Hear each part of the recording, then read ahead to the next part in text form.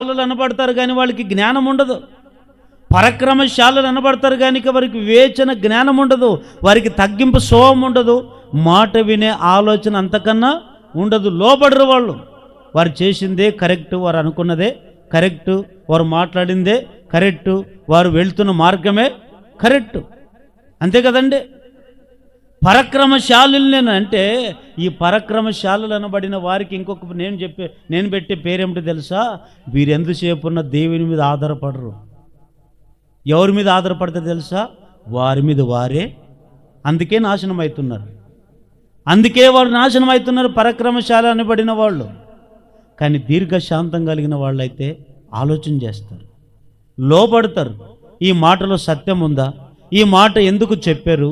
ఈ మాటలో ఏముంది? ఈ మాటలో ఉన్న ఆంతర్యం ఏమిటి? అక్కడికి వెళితే నేను బాగుపడతాను కదా, ఆ సేవకుడు నాకు చెప్పాడు కదా, జీవం కలిగిన దేవుడు ఆ మాట చెప్పాడంటే ఏదైనా నా జీవితంలో అద్భుతం జరుగుతుంది కదా అనే ఆలోచన లేదు. పరక్రమశాలుల కంటే శాంతం కలిగిన వాడు ఎందుకు శ్రేష్ఠుడు తెలుసా? ఈ నయమాను పరక్రమశాలి కావచ్చు, 10 మందిలో అబ్బో పరక్రమంతుడు, బలవంతుడు అని పేరు తెచ్చుకుని ఉండొచ్చు, కానీ ఆయనకి ఏమి లేదు తెలుసా? దీర్ఘశాంతము ఎవరికి ఉందో తెలుసా? దీర్ఘశాంతము ఆ రథం మీద నయమంతో పాటు ఉన్న దాసునికి ఉంది. ఆ దాసుడు విన్నాడు, ఆ సేవకుడు చెప్పిన మాట అన్ని విన్నాడు, కానీ ఆ మాటకు విధేయత చూపాడు.